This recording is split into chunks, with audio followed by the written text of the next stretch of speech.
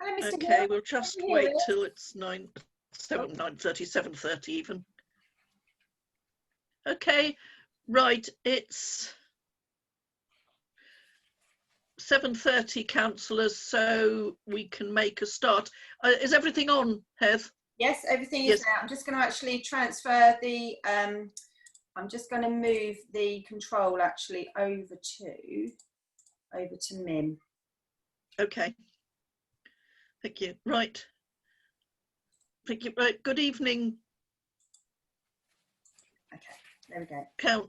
Yes. Good evening, councillors, Heath and Mim, and welcome to this planning meeting held by video link. We have one member of the public in attendance virtually, so when we've just gone through the initial bits of business, we will take the item Mr. Hill is interested in first. Thank you. Okay, moving to the agenda.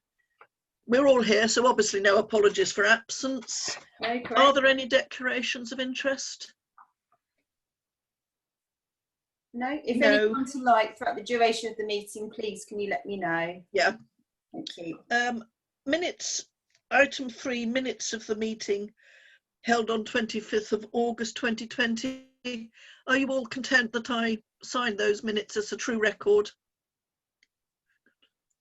Yep. Thank you. That's unanimous. Do we have any public questions? No, none have been received. No. Letters of objection. Well, I think there are some in respect of some of the applications we're looking at, so we'll take them. Okay, that's fine. Yes, so when we get to them. at the point that the agenda was compiled, there were no letters of objection Yes. received. They've been received in the days since. That's fine. So if we could then move to the main item for tonight, which is the applications registered the week ending the 21st of August, the week ending the 28th of August, and the week ending the 4th of August. And then, councillors, if you're willing, perhaps we could take the item Mr. Hill is interested in first, which is the item about, yes, Mim.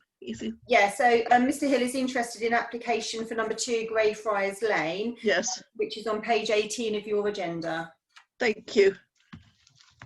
So, Mim, there are actually some images for Greyfriars Lane. You'll probably need to scroll down to navigate them. I can probably tell you which number they are. No. They are numbers 20, 21, 22. Yeah, 20, 21 and 22. Okay, lovely. Okay. Okay, so this application is for a 2-storey dwelling with a habitable roof space and a double garage following the demolition of the existing building. So you can see here on the screen that I've actually taken the liberty of including the actual application images because this is a private road. I've been unable to go up the road with the usual sort of Google Street View scene.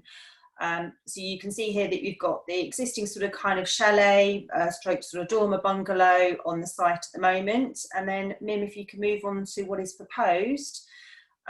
So what is proposed is a much more sort of substantial, what I would class as a sort of a standard, typical detached dwelling in this location. So if you move on, Mim, just to the next image, there is actually a artist impression there as to what the existing and the proposed street scene would actually look like should the application be granted. I didn't actually, as I said, I wasn't able to go on Street View, but further round the corner from where Greyfriars Lane is, there is actually Redcoat End, where there is a very small development of 2 or 3 substantial, relatively newish style dwellings, sort of just literally kind of further around the corner. So really it's a case of sort of opening it up to the committee for their views. Mr. Hill, were you wanting to make any representation or were you just interested to actually observe what the discussions of the committee were? So thank you very much. I am the sort of owner occupier of 45 West Common, which is, you might know as Redcoat Manor, which sits to the left of the 2 Greyfriars properties, 1 Greyfriars and 2 Greyfriars. One Greyfriars and two Greyfriars were built on what was the rear garden of Redcote Manor in the sort of mid-80s. So I'm at this stage I'm here as an observer. Okay. Okay, thank you. Thank you. Right, councillors, can I sort of throw it open to see if anybody wishes to comment? Don't all shout at once. Yeah, yes, John. You need to. As you know, I'm not technical. I was going to reach when I first read this application. I was concerned about the loss of bungalows in the town, because obviously we have a shortage of those. But now I understand what's meant by dormer bungalow. It does actually look like it is currently 2-storey, in fact. And therefore, I don't think that we would therefore be losing a bungalow at this point. It's a bit of a shame we can't see the rest of the street scene. I can't really envisage this one because it does actually look like quite a substantial new development. And I'm not sure. Is it the same footprint, or is it larger? It looks a bit larger to me. I think I didn't actually. Right, hang on a moment. Let me just see whether or not I can just locate the drawings that might just show us. I think looking at the drawings, it actually looked as if it was a pretty similar footprint. Yeah, the footprint is largely the same. I'll just look here at my notes. It says that the footprint is largely the same, although the proposal angles it away from number 1 Greyfriars Lane. Proposal is similar in design and styles to the dwellings to the side in Redcote End. The element closest to number 1, which is potentially that could cause the loss of amenities, only at ground floor level. There's ample parking, no loss of trees, with details of tree protection measures proposed. It's in the conservation area also. Yeah. Nigel, did you? You need to unmute. I hadn't actually flagged this one up as being contentious when I read the papers and looked at a number of the more contentious ones on the web. Having got this now on my big screen here, I think it's rather a large slab of property, and I must admit I would like to have a good second look at it, because to me the intended plan is a good deal bigger than the existing footprint, significantly so, looking at what I'm looking at. Okay, I've just found 2 images. Just bear with me a second and I'll see if I can just share those with you.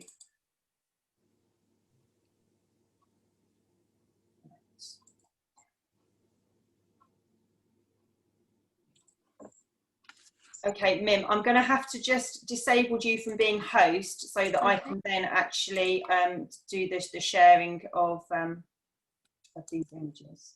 Okay.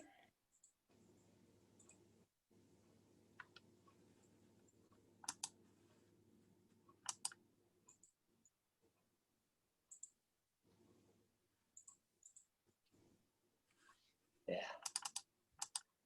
Mim, you'll need to actually you'll have to turn me to become the host. Right, okay. Tell me. So along the bottom, you've got participants. Yep. Click on the participants and there'll be a big list of everybody. Yep. And then over on the right hand side, if you just Yep. hover over my name, then you'll need to then click to say make host. Gotcha. Okay. Right, grand. Okay, so I'll share the screen with you now so that you can see the images that I've been able to find. So this here is the existing.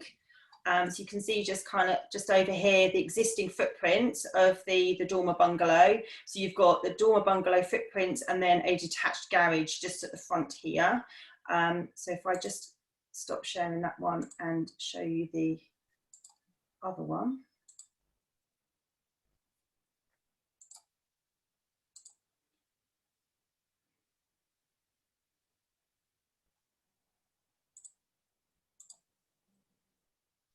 Okay, and then this is the proposed.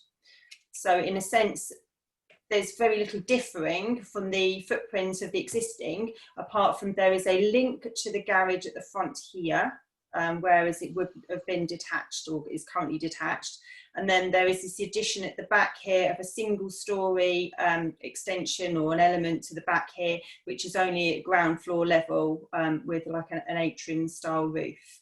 So in a sense, Heather, yes. Can you find, there's also one of the slides is a slide, I've got it in a full size here, the new building and the footprint of the old building superimposed on it. And to me, there's a significant difference. Okay. Significant. Right. That might be the one. Yeah, no, I don't think that looked like it was a tree plan. No. If you go down the slide. Oh right, okay.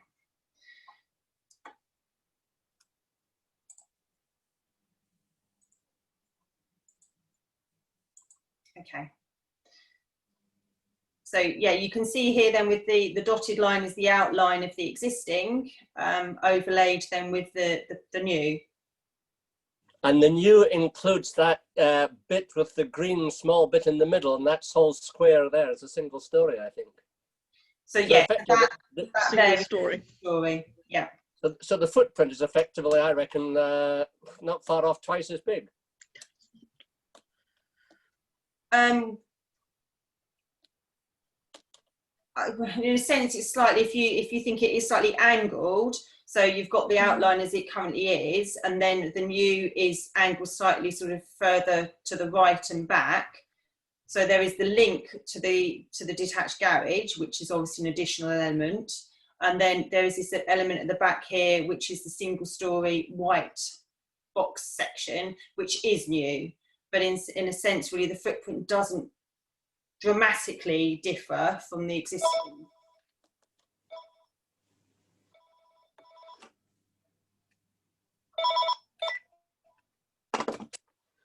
Well, I must admit, my view looking at the plan and maybe yours maybe don't quite agree, but I think it's significantly bigger. But I'm not going to be difficult if other people disagree.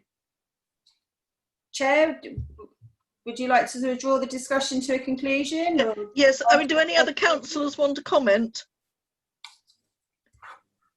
No, I mean, obviously it is a bit larger, but it's a reasonable sized plot. I mean, I'm inclined to go with the officer's recommendation that that we should say it is subject to no loss of amenity to number 1 Greyfriars Lane. Chair, could I ask a question? Yes. Sorry, it's Paul here. Well, actually, what I was going to say is that in some ways it's a little bit difficult. I find it a little bit difficult to be exact on this, because to my mind, I mean, the two things that look one thing that looks a bit odd to my mind is the link from the main house to the garage in a conservation area, and also without really almost like knowing what sort of bricks are going to be used. Is it heritage bricks, reclaimed bricks? And without being able to see the exact street scene, I can't quite work out whether this would be very visible from West Common, which we know is quite a popular walking route. You know, so is it something that lots of people are going to walk past and think, golly, that's a bit funny, there's a big tunnel between the main house and the garage? You can make a recommendation, or we can make a recommendation, and they may well do at district as well, that construction materials should be in keeping with the conservation area. Let me see if I can just to try and help you have an understanding. I'll just go on to Google so that I can show you from above the sort of the satellite picture, so that you have an idea. This is it's a private road, Greyfriars Lane, and so in a sense it goes nowhere. It's very much off the beaten track. So I'll share the screen so that you can see.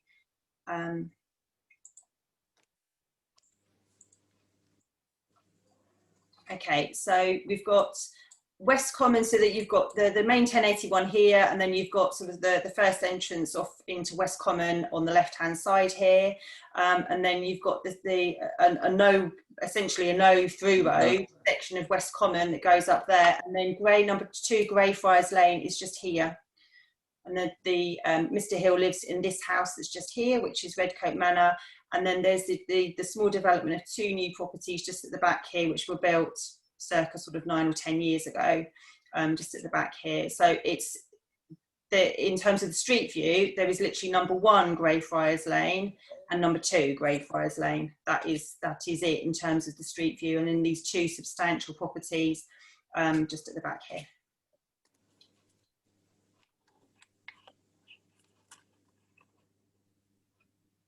Okay, so I don't know if that's helped at all or hindered. And it is set fairly well back from the road. It's not visible at all from the road, and this is, as I said, it's a private road that goes purely up to Redcote End. Up here, there's no public footpath. May I chair Rosemary? Yes. If no one else is, if the neighbours in that private road are happy with it, so be it. I'm not going to complain. Well, I think we can. So perhaps, councillors, if we could go to the recommendation, but go with the subject to no loss of amenity to number 1 Greyfriars. Well, subject to no loss of amenity to number 1 Greyfriars Lane, and if we're so minded to say, and within keeping to the conservation area. Yeah, Matt. Because are you voting, Matt, or Thank you. Okay, can we take a vote on that? Unanimous. Okay, thank you. Thank you. Thank you. Okay. Right. Thank you, Mr. Hill. You're welcome to stay for the rest of the meeting, but it probably wouldn't be very exciting for you. I'm going to go and grab my dinner now, but thank you very much for taking it. You do that. Thank you. Thank you, Mr. Hill. Bye-bye now. Okay, Mim, I'm going to pass you back to being the host now. Okay. Okay, there we go. Okay, so if we revert to the start of the agenda on page 11, 5, 2020, 1736, which is 38A Lyndhurst Drive. Okay, so Mim, there is actually some images for this. Okay. We're back to the start essentially now, so hopefully we will be able to follow the pattern a bit better now. Oh, there we go. Right, let's write to the. Be with you in just a second.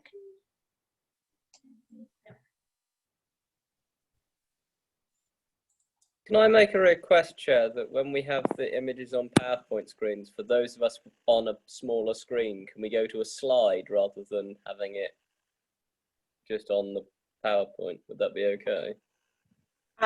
Okay. Mim, you'll need to do that. You'll need to convert it to become a slide. Okay. What now? Yeah, so I think it's just a case it's a case of actually selecting the way that it's viewed, isn't it, Matt? Yeah. Yeah, so if you just do it as a slideshow, rather than looking at it as a PowerPoint, like you would if you were designing it, if you get what I mean. Yeah, so along the top, Mim, yep, you've got home, insert, design, transitions, animations, and then you've got slideshow. Oh yes, slideshow. That's it. And then if you want to do there where it says, I'm trying to remember, so from current slide. That's it. Ah. Okay, and then I think you just use your arrows to scroll through. Oh, I see. Right. Okay. Okay, so 38A Lyndhurst Drive. So this house is an infill on the end of a row of houses of number 38, Lyndhurst Drive. Okay, so the front already extends further forward than number 38 Lyndhurst Drive, with these proposals looking to increase the frontage further and extend the footprint rearwards at ground floor and first floor level. No increase in bedrooms, just size, no loss of trees. Proposal appears to be overly dominant and an overdevelopment of an already small plot. Concern also over the possible detrimental impact on the neighbouring property. Consider expressed concern that the proposal appears overly dominant and is an overdevelopment of the plot, leading to a possible loss of amenity to number 38 Lyndhurst Drive. So if you just scroll through, Mim, through the images, you can see here that the the new build is already pretty much on the boundary of the public footpath. And if you just click through again, Mim, to the next image, you can see here that the property already extends quite a distance back into the garden as it is, and they're looking to essentially add a 2-storey, well, a part single and a part 2-storey rear extension, and they're looking to extend the frontage out even further as well. Yes, and is it my imagination, or does it look like they've already started work? No, so the image that is here is actually the very end of when the new build was being built. Oh, okay, fine, right. Yeah. I just wanted to clarify that.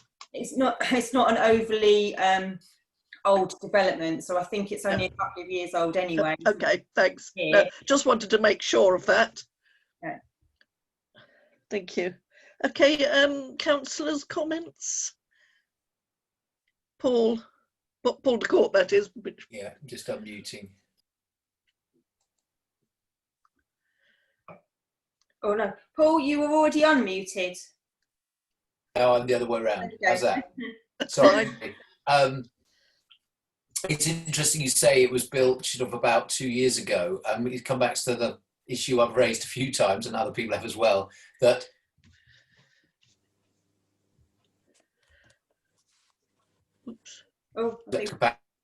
it lines up at the back across with the, now we just, new owners or the existing owners decide they didn't like the house they bought, and they want something quite different. I think it looks very strange stretched out from there, given how close it is to that path. Yes. So I would agree about overdevelopment, overly dominant. Yes. That's I would agree with your conclusion. Well, I'm not sure. I don't know what other councillors feel. I'm slightly veering to refuse, because I think it's very, very large for a extension to the size of the plot. And you're right, it's going to look very odd. Nigel? Yes, Chair, I agree. I was going to refuse this. I mean, I looked at it previously, and my reaction was it's total overdevelopment. And I think the lack of amenity, the shading of the property next door is both at the front and at the rear is considerable. Yes. I would refuse. Paul?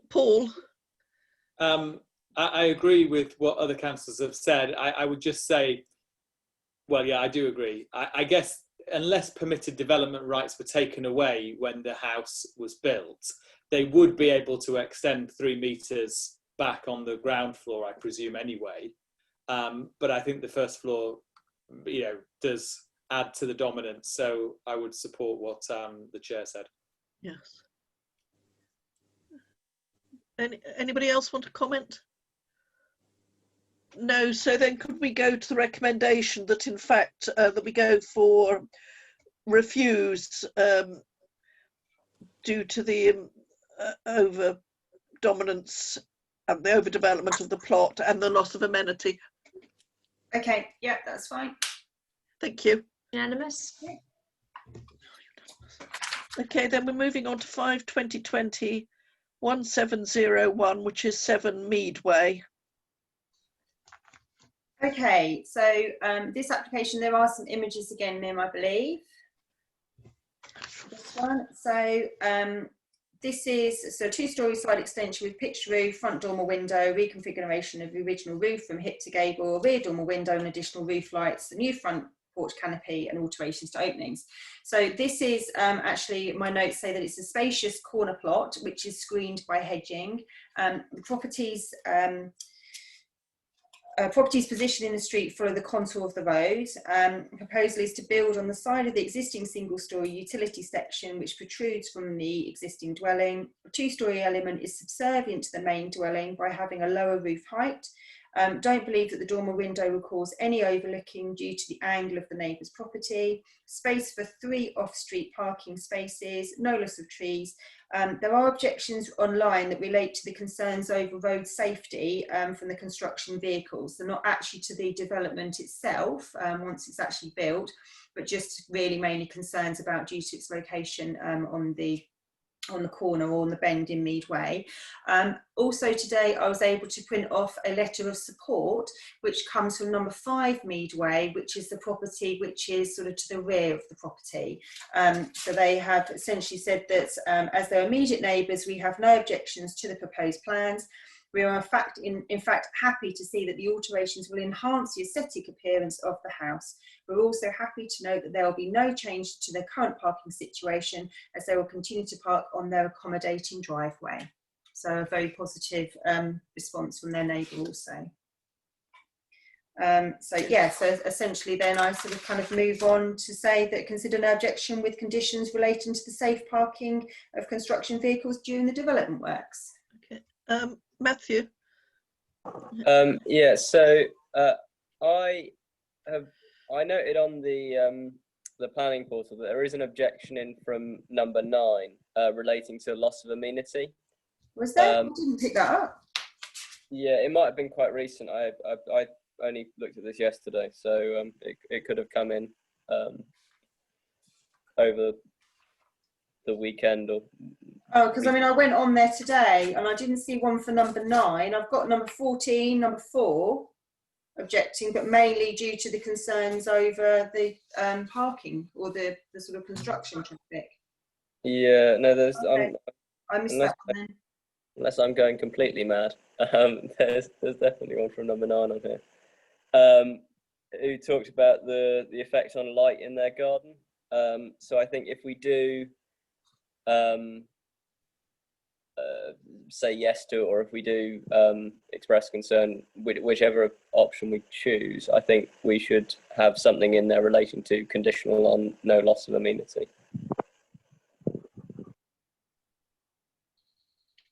Okay, does anybody else want to comment? I mean, I would go no objection, but subject to conditions relating to safe parking of construction vehicles during development works. I would say that it is a norm of planning permission that you have caveats regarding construction, and there's no harm we can put in and subject to no loss of amenity to neighbouring properties. Councillor DeCourt was wanting to speak actually. Oh, sorry, sorry, Councillor DeCourt.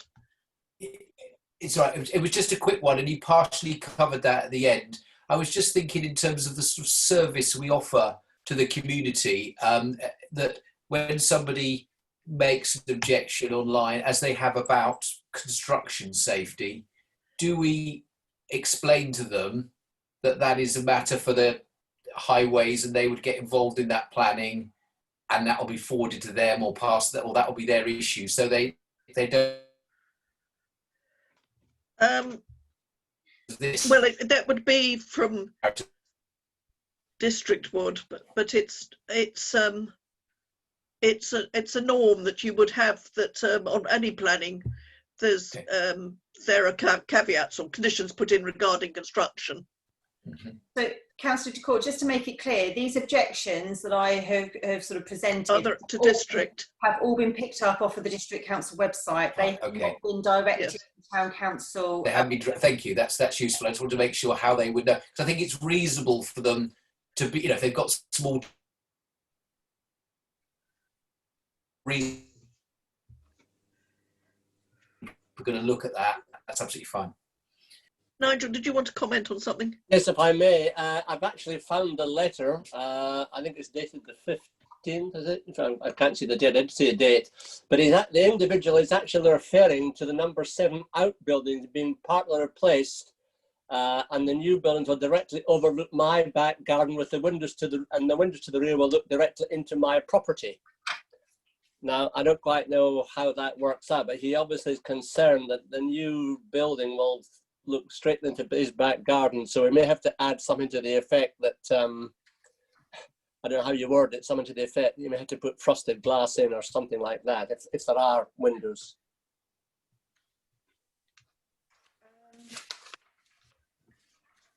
Looking at the drawings, the only windows that are in addition to what are already there is just off of the loft room,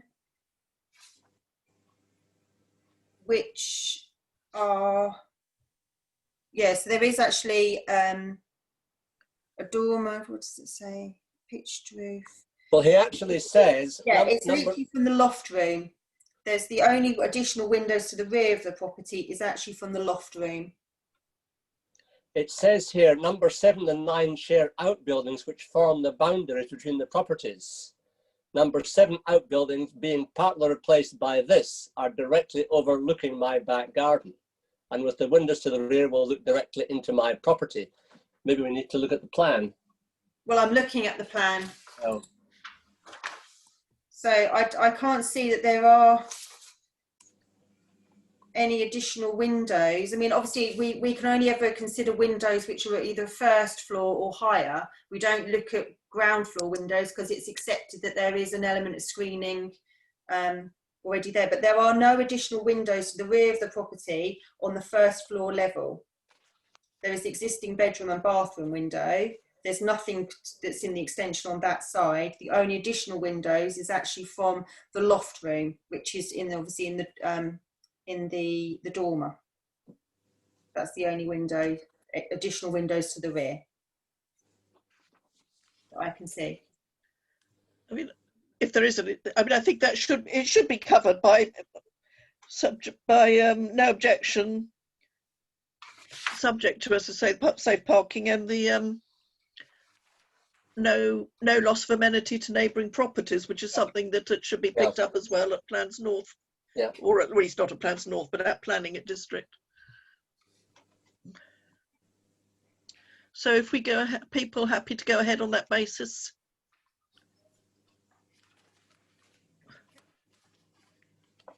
Yep, that's Thank you. unanimous, Hev. Okay, thank you. Moving on to page 12. 5/2020-1709. Okay, so this is for number 14, the Warren. So permissions have already been granted for a replacement dwelling and also separate applications for substantial extensions to the existing property, which in many ways mirror this particular proposal, apart from removing the basement from the previously approved application. And then essentially the plot is substantial with other sizable properties in the road. Neighbours are sited a good distance away, consider no objection. Yeah, so this is another private road where essentially I couldn't get down with my Google Street View. So you can just see the image of the existing property from above. Does anybody wish to comment? I mean, I can't personally, I can't see anything to object to, but No. anybody got any comments? No. Okay, so we happy to go with the recommendation.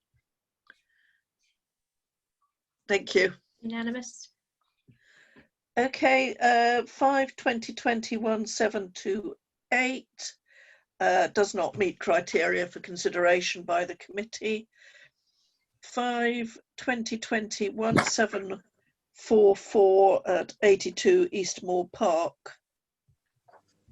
Okay, so this application is essentially the same as the previously approved scheme, which we looked at earlier this year, apart from the addition of 2 roof lights at the ground floor level and removal of a window to the study.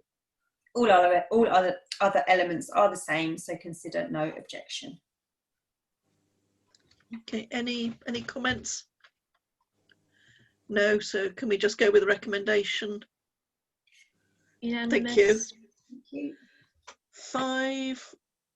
5/2020-1543, which is the replacement and relocation of the fence at the rear of the fire station at 27 Leighton Road.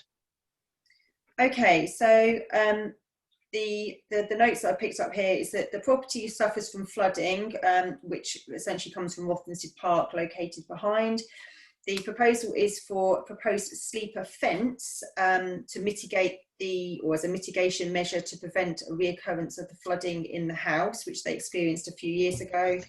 The proposal is to remove the closed board fence along the boundary of the fire station and Rothamsted Park and replace it with new sleeper fence and screen with planting on the residence side. Previous applications' refusal is addressed in the following ways. So confirmation provided that no encroachment on the fire station access. Fence height has been reduced by 200 millimetres and is of a different design. The depth of the timber sleepers into the ground has been reduced to protect the trees in the vicinity, and further detail on the flood risk has been provided for the site. So location in the conservation area and is a grade 2 listed building. So I've said consider no objections. The previous reasons for refusal appear to have been addressed. However, today I did go onto the District Council website to check for any objections, and there is an objection on there which comes from Hertfordshire County Council's Property Department, essentially actually kind of going, or really continuing with their views that they haven't addressed the reasons for refusal. So I've flagged a few of the areas. It's quite a long, detailed objection that they've put in. So they've said that the proposal involves the incorporation of land at the fire station which would affect the access road into the fire station. The proposal would involve the erection of fencing along the edge of the access into the fire station, which would significantly affect the vehicular access to the rear of the fire station, which could clearly have an unacceptable impact on the functioning of a fire station and would displace vehicles that currently use the car park to the rear. Other areas that I've picked up relate to the flood risk survey, which they say that, well, actually in the risk survey, they do say that there are a number of options are open to prevent the flooding of the property with the given scenario, such as the installation of door guards and barriers. So essentially the Estates Department or the Property Department has come back to say it is therefore considered that an option could be chosen that doesn't encroach onto land owned by Hertfordshire County Council, that doesn't obstruct the turning of fire engines into the site, and that doesn't have the potential to increase flood risk at the fire station. So basically they're saying, is there not an option for them to look into something different than what they're proposing here? Well, I was going to suggest on the basis of that information, maybe that what we should say is express concern that previous reasons for refusal have not been fully met.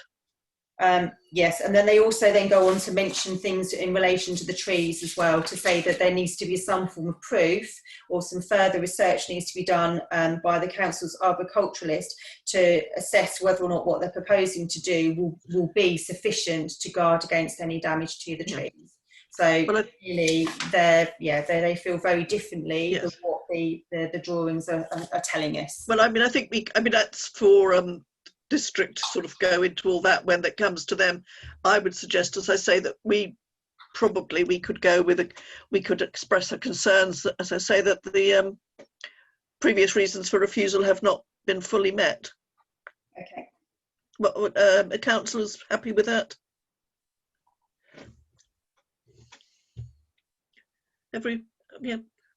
Yeah, that's unanimous. Okay.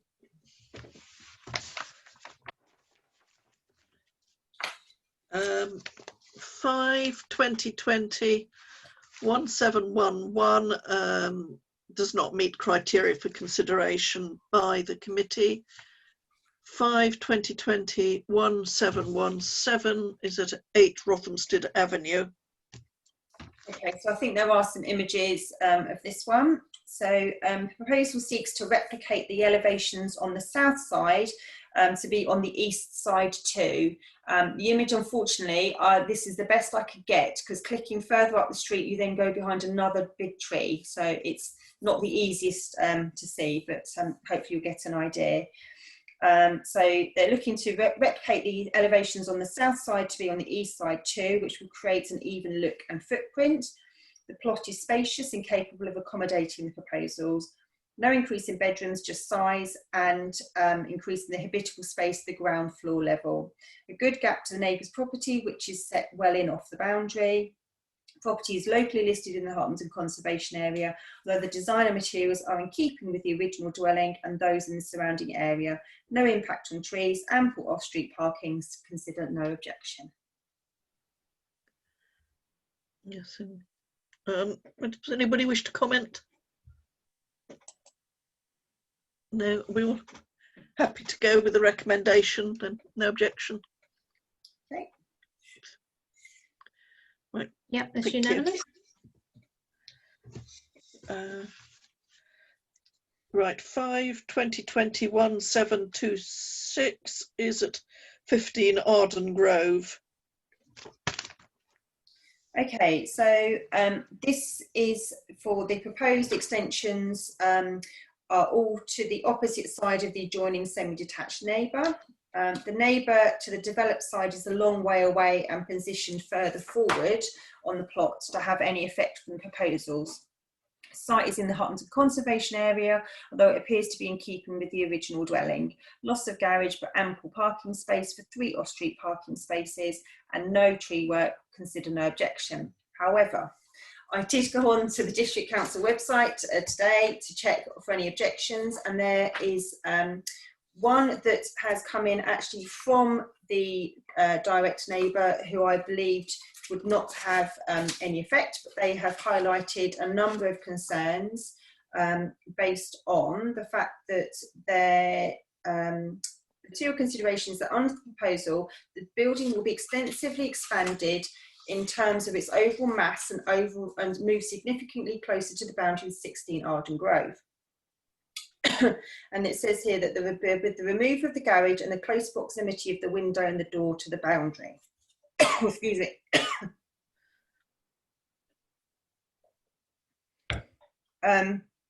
So with the removal of the garage, therefore the kitchen window and the doorway would both be overlooking or directly out of the side of 15 Arden Grove and down into the garden area of 16 Arden Grove.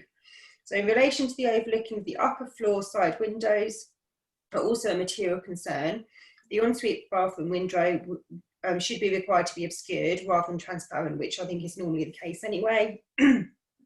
Similarly, although the stair windows are existing, should this scheme be approved, there should be planning conditions stating obscure glazing and non-opening should this or any existing window be changed. These side windows, together with existing angles of the building and plots, further exaggerates this overlooking and infringement of privacy from number 16's perspective. We therefore strongly object to the inclusion of the side window and side door directly overlooking the garden of 16 Arden Grove. This is an invasion of privacy and would provide direct sight of guests, including children playing. And they move on to sort of kind of speak about various different styles of arts and crafts in the area and the style of windows that should be erected or should be installed, etc. But clearly they've got some concerns about obviously the overlooking and effect from the extension to the side. Can we have a look at some? Yes, there are some images, Mim. Oh, okay, sorry.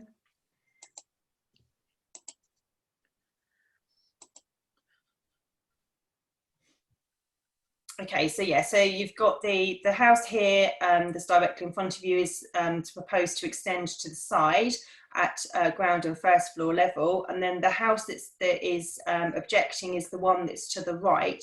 So I think if you just click on again, Mim, I believe that you can then just see the location of the house that is objecting, which is set much further forward and further round within the street, which is why essentially I didn't feel that there would be any sort of or limited loss of amenity to them based on the fact that the angles of the properties and the fact that the proposal is set so further back on the plot than the number 16.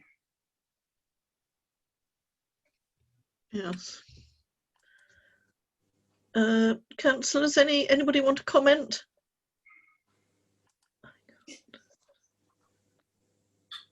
Are we able to see the site plan, the proposed site plan, of how much of the site is being taken up?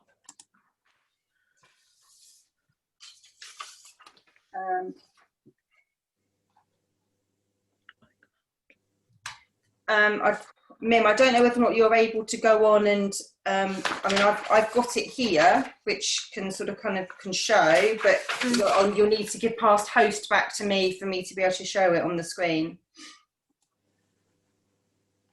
Right, hang on a second. I'll pass you back to host, yeah? Yeah, that's it, yeah. Okay. Okay. Right, so I will try and attempt to show there we go. So you can see there on the image that so you've got the semi-detached property, and then to the right of that is the proposal with the extensions, and then to the further round to the right of that, you can see the number 16 Arden Grove, which is set much further forward on the plot. Well, it's quite a long way away, isn't it? Yes, in a sense, I'm sort of kind of not quite sure how their concerns can be justified based on the fact that the dwelling is such a long way away. And you know that they aren't changing the aspect of it. It's literally an extension directly to the side of the existing property. Well, I'd be inclined to go. I'd be inclined to go no objection, and then we could just stick in the usual subject to no loss of amenity to neighbouring properties. Agreed. Okay. Okay. Unanimous. Yeah.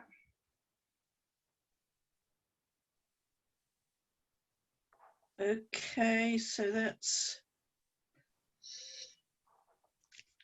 moving on then. 5/20/20 1739 doesn't meet criteria for our consideration. 5/20/20 1777 at 23 Tufnells Way. Okay, so 23 Tufnells Way. So this is single story front porch canopy, part single, part first floor side extension, single story rear extension with roof lights, removal of chimney and alterations to openings. There is some images of this particular plot. So I think sorry, Hev, I think you've got the host at the moment. Sorry, apologies. Okay. There we go. Okay, thank you. Okay, so this is quite a dated property in comparison to the neighbouring properties, which have both been extensively extended in recent times. So you can see here, there's the, if you click again, Mim, on 23 Tufnells Way, you can then see that the floor, also the footprint of each of the neighbouring properties is quite substantial in comparison to this little smaller house, which is sandwiched in between. Proposal looks to build over the flat roof garage with the creation of more modern look with small additions to the sides and the frontage and a ground floor extension to the rear. Despite the increase in size and scale, the proposal still appears to be more modest than the neighbouring property. Increase of 1 bedroom, a garage is retained and space for 2/3 off-street parking spaces.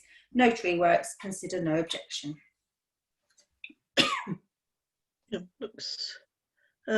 Any comments, or are we okay with going with the recommendation? I'm okay with it. Thank you. Unanimous. Thank you. 5/20/20 1790 7 Aldwick Road doesn't meet criteria for consideration. And we can then move on to 5/20/20 1794 40 The Uplands, which, as with the previous application, there are a considerable number of letters of objection. And would just mention in passing that the previous application that was refused is at the moment out to appeal. Okay, so as Councillor Farmer's just sort of alluded to, there have been a number of letters of objection that I think you've been copied into over the last few days in relation to this. And based on those objections, I have revisited the application, looked at it to see whether or not my views and my sort of observations have changed, but they haven't, in all honesty, because the reasons why the previous application were refused related purely to the garage, which that element has been removed. It's now been incorporated into the main footprint of the house, and also an area or an element of the previously refused application, which was the sunken garden area to the basement, has also been removed, and the position of the plot, so the position of dwelling on the plot has been moved further back, meaning that there's no part of the dwelling would be forward of the current footprint. There's also been a few changes to the roof form. I've said consider no objections. The previous reasons for refusal appear to have been addressed. The Town Council, when they looked at the application that was refused, they had no objection to that one. And the only reasons, as I said, that the district refused it related to the forward projection of the garage, which has been removed completely and is now presented with a garage incorporated flush within the footprint of the property. So, could we have a look at the So I don't know, is there an image for the Uplands, Mim? I'm not sure that I did because of this. There's no point in looking at the old property. No, I don't think. No. Okay. No, I didn't do 40 the Uplands. Oh, okay, fair enough. And any comments? I can show you. I can show you what is. I can show you the images of the proposed and the refused. To give okay, that might be helpful for councillors just to have a look at those. Just pass host back to me, please.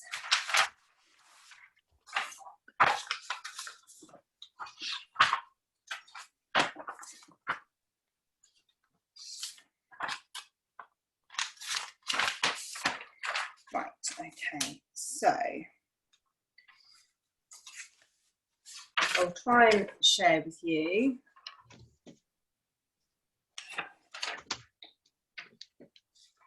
So as best as I can, I don't know whether or not you can see. So you can see here on the screen, you've got the main property that is proposed, sort of kind of the much sort of kind of square, boxy sort of block.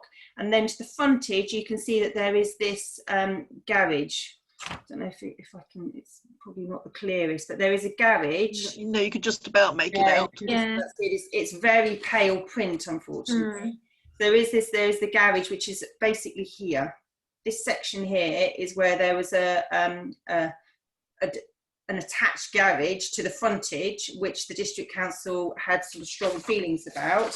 And then they have now come back with a proposal where the garage is actually now incorporated as part of the property here. So they have reconfigured the rooms inside to basically take in the garage as part of the main property there. The rest of it is essentially the same, apart from the fact that because of they're now incorporating the garage into the main property, the design slightly differs from what the refuse scheme is, but ultimately, aesthetically, street view wise, it looks the same. Well, I mean, basically, since we didn't object before, I would have thought that we could perhaps go with no objections and saying subject to previous reasons for refusal having been met. Are people happy to go with that? Oh, Nigel, did you want to comment or just voted? Am I unmuted?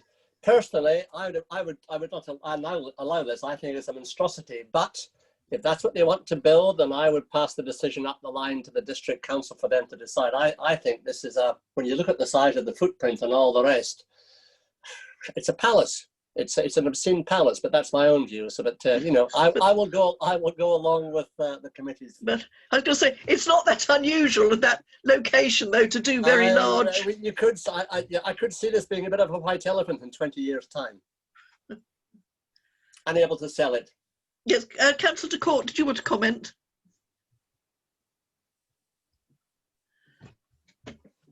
I can't hear you. Written here, but on the initial SADC refusal, the first reason they refused was by reason of its scale, bulk, height, and massing, and the forward projection. Which now the forward projection of the garage has been removed.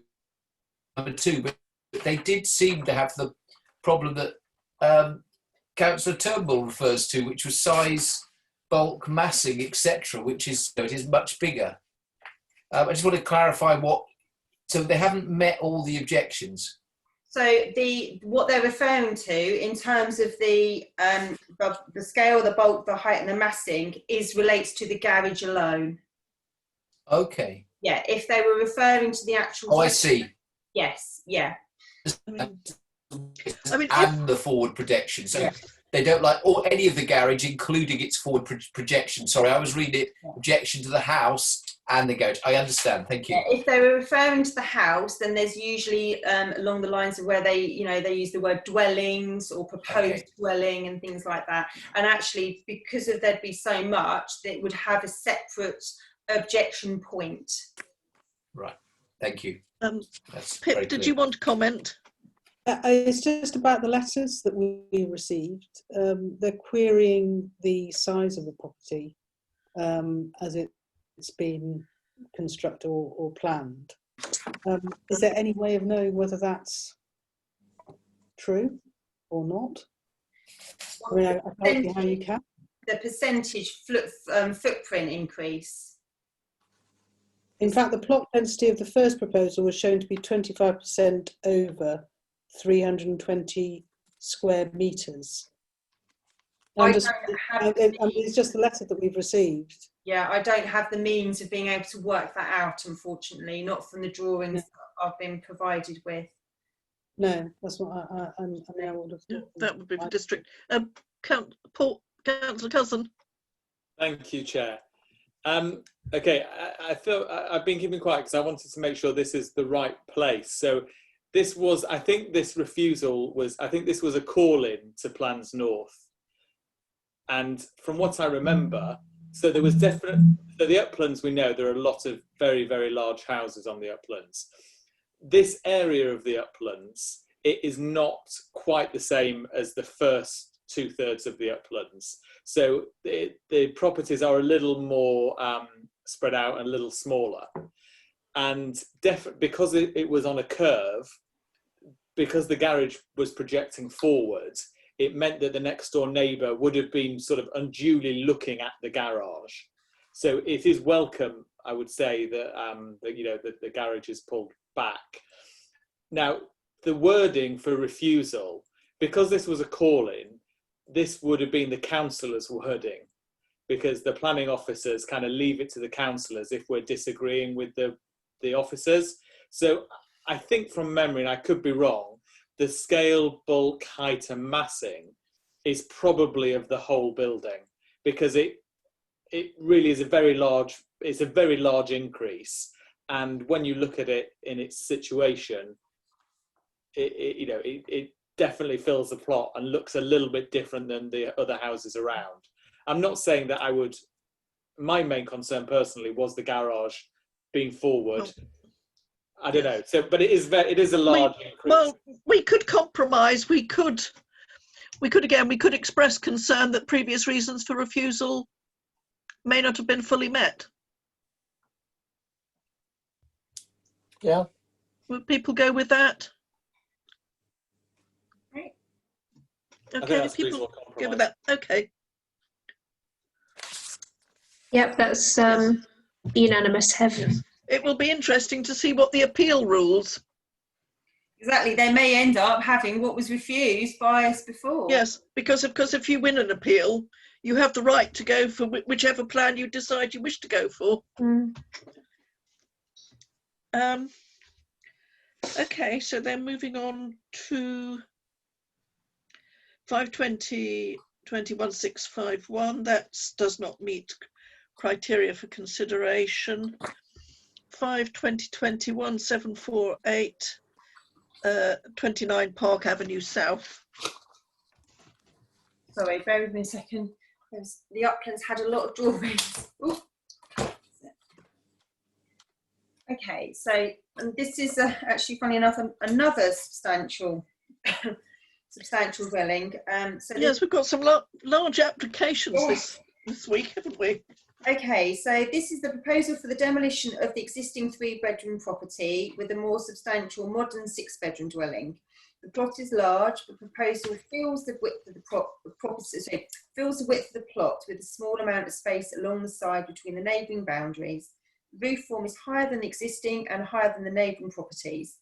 The plot currently has electric gates which are set in off the boundary fence line to enable accessing cars clearance off the highway when waiting. Proposed replacement gates are to be positioned flush with the boundary fence line, therefore removing the ability to wait off the highway to gain entry. The site is located on the bend within the street. There is a proposed loss of 10 trees to enable the proposal to be carried out. However, there are no details of replacement trees and even mention within the arboricultural implications assessment of limited space on the site for replacements to be planted. Ample parking on the site with a garage and off-street parking provision. Located in the Harpenden Conservation Area, so I have said consider recommend refusal due to the loss of trees on the site and no replacements planned. Also expressed concern that the proposed location of the access gates could cause highway conflict, policies ESD 14 of the neighbourhood plan and policies 34 and 74 of the district local plan refers. Right. Have we got some Ev, pictures? can you pass the host back to me, please?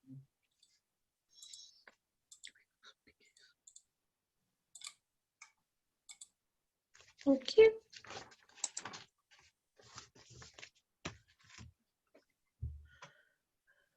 Yep.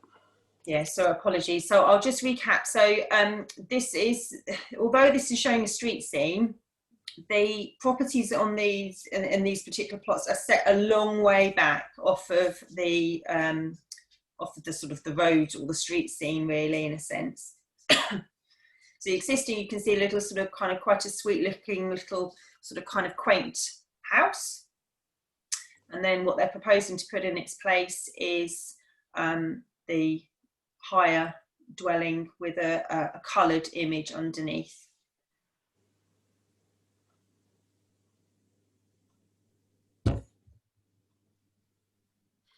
May I ask, Chair, are there any rules or thinking about the protection under the Harpenden Conservation rules, the protection of eyebrow houses? The house they're proposing to knock down is what I call an eyebrow house, which is fairly unique.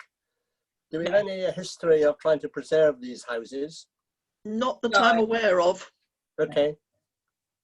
No. Oh, Councillor Cousin. Thank you, Chair. I would say the only comment I have looking at that picture, I presume that this is a conservation area, isn't it? It is, yes, yeah. Yes. I mean, I don't think that roof with all that glass on the front seems to me to be that in keeping with the Harpenden Conservation Area. No. On the back, yeah, obviously, but on the front it doesn't seem quite right to me. Councillor de Court. Yeah, just to, I just want to highlight the issue about the entry with the entry gates being brought back to fence. Given how much space they've got, because they are well set back, which area compared to the high street, trying to remove it does seem, to my mind, create an amenity problem for the neighbours when they're manoeuvring around with the cars waiting to get in and yes. all of those problems. And it doesn't seem to be at all balanced by justification for it, given how much space they've got before the house. No. So I was just going to say is, are we able to go beyond expressing concern about that gate position?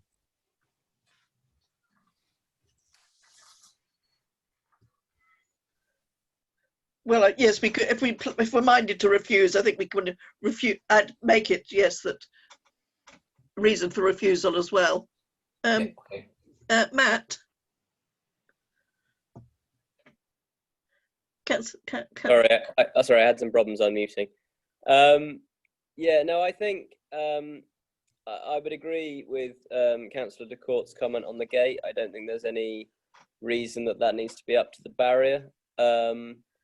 I think that it's almost an overdevelopment. I think it's just not an overdevelopment, but I think it's very, very close to being one. But I also think that given they're removing 10 trees and not replacing them with any, and that they're claiming it's for a lack of space when there's still a fairly substantial garden left in that area, where yes. I'm not saying they could get 20 trees in that garden, No. but you could have yes. tried to get some trees in that garden. You could. Plus the fact there's the option that if you really can't, then you mitigate it by arranging for trees to be planted elsewhere in the town. Yeah, or building a slightly smaller development that enables one or the other. planted. So I just think if we're being consistent with the neighbourhood plan, we've got to recommend refusal on this property. Yes. And I think we could recommend refusal on the basis of the gate, the trees, and I think we could say that the scale and something along the lines of the scale and bulk of the design is out of keeping with the conservation area. Nigel? I think he's agreeing. Oh, right. Okay, are we agreed? Yep, that's unanimous, Heath. Thank you. Thank you. Yeah. So it's 5/20/20 1793 Tennyson Road.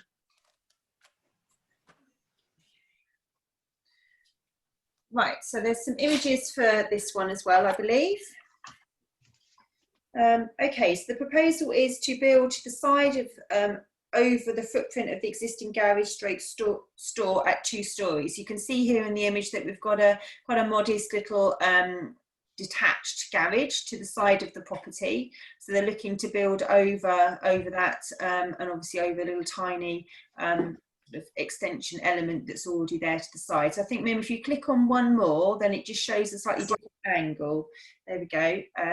So they're looking to build over the existing footprint of the garage stroke store at 2-storey, a ground floor extension to the rear, and roof, and also addition to the roof and loft space. So it helps if I actually look at these notes here. So currently there's 3 bedrooms, it's to become 5 bedrooms. So despite the loss of the garage, there are 4 off-street parking spaces provided because it's quite a sizable driveway there. The space between the 2-storey proposals and number 18 Tennyson Road, and only ground floor extension to the side with number 14 Tennyson Road. So I believe that there will be no loss of amenity. The design and materials match the existing. The property is locally listed and is in the conservation area. No loss of trees, considered no objection.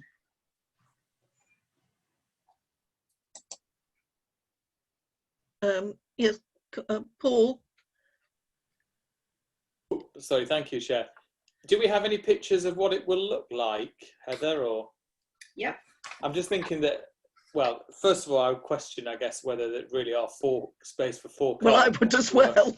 Yes. Quite. Also, a locally listed house in a conservation area. That's quite, to my mind, that's quite an attractive period. Good example of. Yes. Time. I would be concerned about the possible effect on the street scene. Okay. Right. So I don't know if you can see that. No. Well, oh yes, I can now. Is that the front? So that is the new frontage. Yeah. So that is the new frontage. So it's a material change to the overall street scene of that part of Tennyson Road, isn't it? Can we pull up? Is it possible to pull up a more generic, a sort of wider street scene of that bit of the road? Is that possible? Yes. And Mimi, are you able to go on to Street View? Tennyson? I am concerned that it's a very specific look, and I think it's potentially going to radically alter the appearance of the street in a conservation area. Yeah. Right. Okay. How do I do this? Yeah. So if you go onto Google Maps. Yeah. Hang on. Yep. Okay, and then we want to go to 16 Tennyson Road.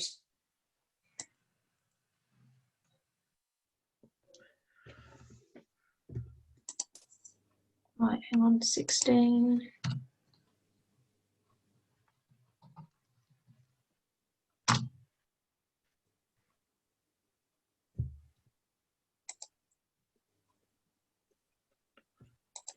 Oh, there we go. Right, okay. Now how do I get to see you? Because I can't. Can you see? So if you go onto your share screen. Oh, there we go. Can you see that? Yeah, can see that. And then you can navigate. Yeah, you can navigate up and down the road, and we will see how you're navigating. Oh yeah, I've got it. Yeah. Well, right. So you just want to look around at the street scene, yeah? yes, I want to get a feel for how radically it will alter the street scene. I think the key thing to do actually, Mim, is to go left of the actual property Okay. that is proposed, so then you can get an idea of the properties on that side. So the one which is directly next door, you can see has actually got a similar sort of extension to the side already. If you carry on going to the left, Mim, then you can see that how the design and the shape changes throughout the street. So I know exactly what you're saying with Tennyson, that the earlier section from Sun Lane up is very sort of it's very consistent. Yeah, very consistent, very uniform. But then sort of when you go further along in Tennyson Road, then yes, it changes. They can Oops, change. sorry. I can see that it is what they're suggesting is in keeping with what has already happened to the adjacent house, and I suppose therefore arguably actually it probably slightly improves it because it balances. So I don't know what other councillors feel. Paul? Yeah, I agree, Chair. I think that is. Can we? I don't know if we could just twizzle around. Can you go back to it again, please? That is reassuring. I mean, I still can't see how we can have four. But I still don't see how they're going to get. Well, they're going to be nose to tail, aren't they? They are. You try reversing out into Tennyson Road. They are essentially. Nigel. Yeah. Am I unmuted? The comment is the house to the left is a standalone detached house, and is a so-called extension line, because I know this house to the side of it. I think was probably built when the house was built.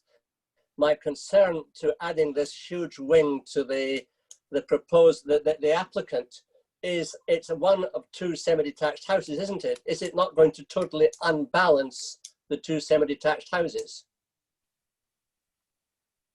There's other development along that street. It tends to be that all semi-detached are detached. And I think this is the first time you're going to have a major wing added to a semi-detached house. Can we have a look at the other side of the property? Yeah, Mim, could you go back to that again, please? Yep. Oh, we need to go this way. Am I going the right way? Yes. No. So swing round. Keep swinging round, Mim, because it's on the opposite side of the road. Let's sit down here. That's it. Oh, there we go. So that's not it, is it? That's not it. No, it's just coming up. Coming up now. Orientate slightly. Yeah, that's it. Carry on going down. See, these are semi-detached. Yeah. And then can you go back to the other one? Go back. Too far, Yeah, go back to the one that's been extended next door to it. You see, it hasn't been. That's a detached house. That extension has been there since the house was built. Well, I doubt it. But... Well, I know the house. That's the reason I'm so specific. It may have had an extension at the back, but I think you'll find that wing there is that wing is an original wing. Yeah, I think yes. I think if you now go back to the property they're looking at, I see your point about it unbalancing the appearance of, and then carry on down, carry on. So we can see both semi-detached cottages together. This one? This way? No, that's fine where you are. I think okay. Just where you are, so we can see the two together. Yes, I see your point. I think there is an issue with the effect, isn't there, on the street scene of the imbalance that will be caused by having one of the semi-detached cottages, or whatever you want to call them, extended. Could we express concern, given it's a conservation area? I don't know. Seems a bit. Yeah, I mean, I'd fear to express concern of the possible adverse effect on the street scene and, if you like, lack of balance with the adjoining semi-detached property in the conservation area. And I'd also express concern about the parking, because although they say you can get 4 cars on the drive, I presume that's nose to bumper. But I know this. I know the house next door, Chair. And he hasn't mentioned this development, this situation to me at all. And I know how difficult it is to get the cars they have already parked in that space, although it appears a large space.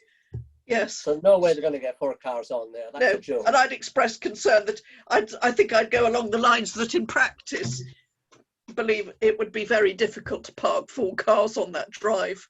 And may I interject, Chair, bearing in mind that the driving along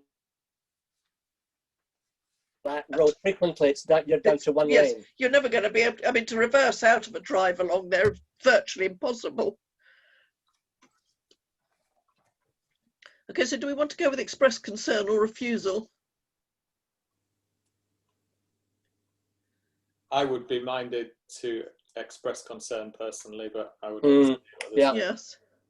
Yeah. I think so, and then district can take a view. Okay, so we'll express concern. One of the believe adverse effect on the street scene in the conservation area, and two, that in practice it will not be possible to actually get 4 cars onto the driveway on a road where the parking is extremely difficult. Okay. Yep, that's fine. I've picked up those notes. Okay, are we okay with that? Yeah, it's unanimous. Thank you. And 2020-1591 Cross Farm, Cross Lane. Okay, so this application actually is kind of like a bit of a tandem one with the next one on, which is 1608, which relates to the listed building consent for this. So the proposal is to reinstate the well house, which was largely lost to fire in 2018. The design and materials, many of which were salvaged from the damaged building, are to replicate the original. Similar scale and footprint to the original, the proposed use will be as before, which is to house the pump, the tank and the original well, which provides water to the main farmhouse. Site is in the green belt and the farmhouse on the site is a grade 2 listed building. Consider no objection.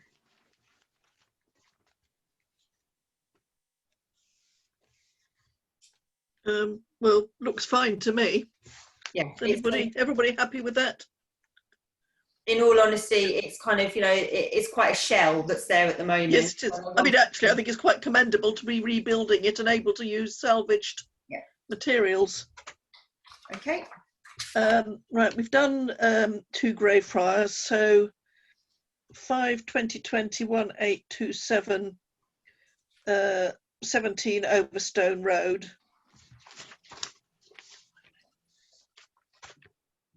Okay, so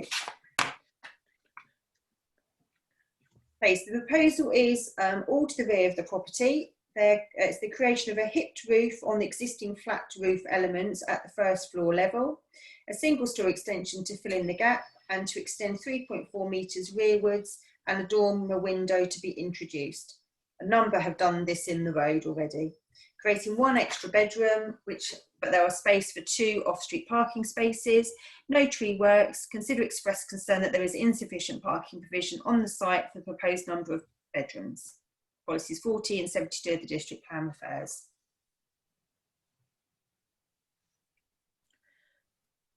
Has anybody any comments? Yeah, Paul.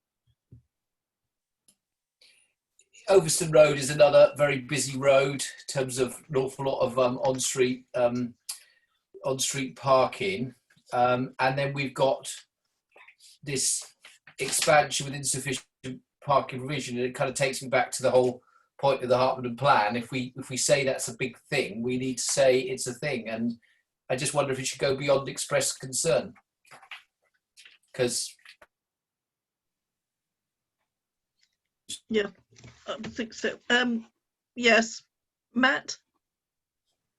How many parking spaces short are they of the requirement? 1. I was just thinking, given how close Overstone Road is to the station, whether that's has a bearing. But well, I think you could say that about any road that's within walking distance of the station. I mean, to be consistent, if we're going to say that there are, I mean, know perfectly well that in practice, it's very rare that a refusal would be upheld on the basis of parking spaces. However, and we know that's the practical thing. However, the fact is, in the neighbourhood plan, we have that, and therefore, if we were going to be consistent, we should probably say refusal, but then it'll be down to district to decide.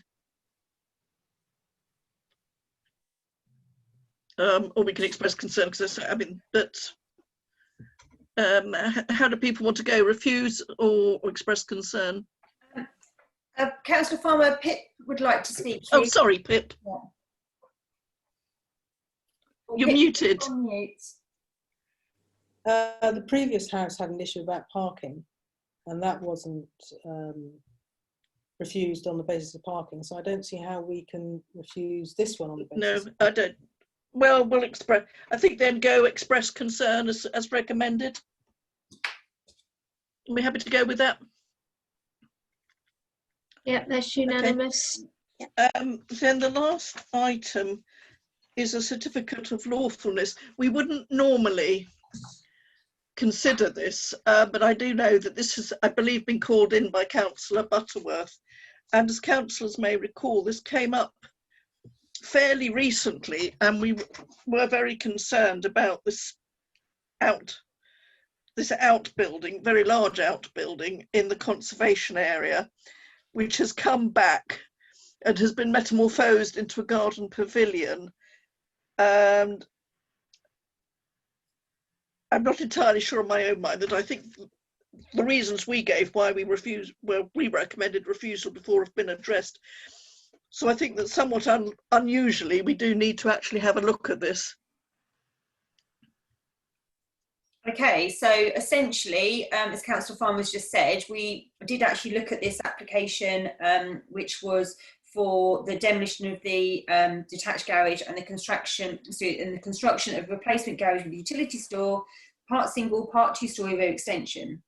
So basically what's happened is that they put in an amendment to the application that we considered, which removed the garden building element.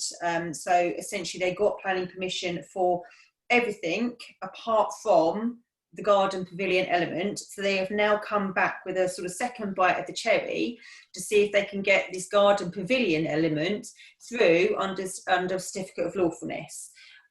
So essentially, kind of my notes that I've picked up from this is that the proposed pavilion under this certificate of lawfulness is of a similar style and design to the previous proposal, although marginally smaller, sited further in from the boundary from before, with the introduction of screening to the side and the rear. And then I've essentially said, consider refusal to the pavilion element of the proposal, because what they're actually asking for in this application also is for a ground source heat pump and boreholes and windows, etc. So really, the area that we're concerned about relates to the pavilion element. Yes. So I suppose what we're saying, in fact, Paul, as you're on district and guide on this, but I think it's saying that our previous reasons for refusal don't seem to have been met.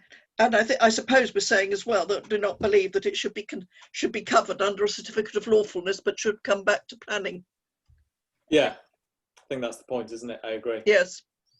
It's not like a minor amendment or a... Exactly. Yeah, exactly. It's I think, yeah, so I think the recommendation should be, firstly, that this should not... recommend that this should not be considered under a certificate of lawfulness, but should come back for full planning permission, as it is not a minor amendment, and reiterate our reasons for recommending refusal. Are councillors, are you happy to go with that? Yep. Yep, that's unanimous. Yep. You get this occasionally. You get somebody trying to put something under a certificate of lawfulness, and you probably shouldn't. Paul, do you want to comment? Sorry, yeah. If I may, I feel as though I've remembered something about one of the previous applications where I feel we might just have done the applicant a disservice. And am I able to just give a little bit of explanation, or now we've discussed it, is that the end? Yes. No, yeah, that's okay. Okay, it was the I'm not sure of the number. It's the one where it was the fire station, and the county council had, were not happy with previous reasons for refusal. Now this is a house not too far from Park Hall, quite prominent in the town, an attractive house that backs onto the park. Rothamsted Park. And I think whatever has happened over the years in Rothamsted Park has caused, or seemingly has caused, this house to flood quite considerably.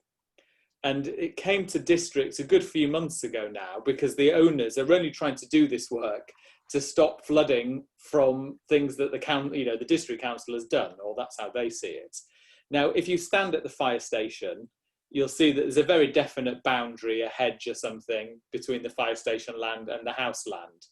And everything that the house was trying to do before was quite clear that they weren't trying to do anything on the fire station site.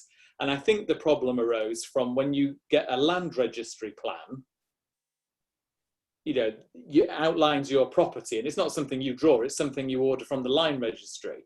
And it seems to me what happened was that the red line, if you like, is just drawn partly on the entrance to the fire station. So I'm not quite sure how an applicant would ever change a land registry plan. And if you actually look, if you were to do a look at this Google Street View, you would see quite clearly where their hedge boundary is and what they're trying to do. And I just feel that maybe we're a little, with that background, a little dismissive of them saying they haven't addressed things. I don't know how you would go around addressing a land registry anomaly, and particularly given that it's quite clear where their boundary is, quite clear where the fire station is, and they're just trying to stop flooding from the district council land. Yes, I mean, it's a bit unusual to go back to something we've already discussed. We don't have to. I'm just mentioning we don't have to go back. I just wanted to. Well, I would leave our. I think I can't remember if we expressed concern or whatever. I mean, at the end of the day, that's going to be a matter for planning, and if it goes to Plans North to decide. Yeah. Whether the county's objections stand or not. To be aware, really. Yeah, that's fine. That's fine. But I just felt, maybe it looks as though we were a bit dismissive of them, saying they haven't tried to address the objection. I mean, they may well have tried, because I don't know how you would change a land registry plan. I wanted to mention it. I'm happy not to go back to it. Okay, Nigel. Can I just pass an observation? I have actually been involved in a situation recently where we've had exactly this problem. You've got the document you get from land registry, and you've got what the parties see on the ground, and the two don't quite marry up. So we've arranged in this situation, we've had to sit down and rather go on site with both parties and work out a modus operandi to effectively get round what the land registry doesn't show, if you know what I mean. But that's for district and county to sort out. Well, it's almost a legal problem. The parties are going to get together legally and sort that out, I think. I'm afraid. Okay. Right, moving on to item agenda 7, which is appeal decision, and appeals is just for noting, councillors. Similarly for agenda item 8, which is for tree works, to note. Item 9, technical applications, to note.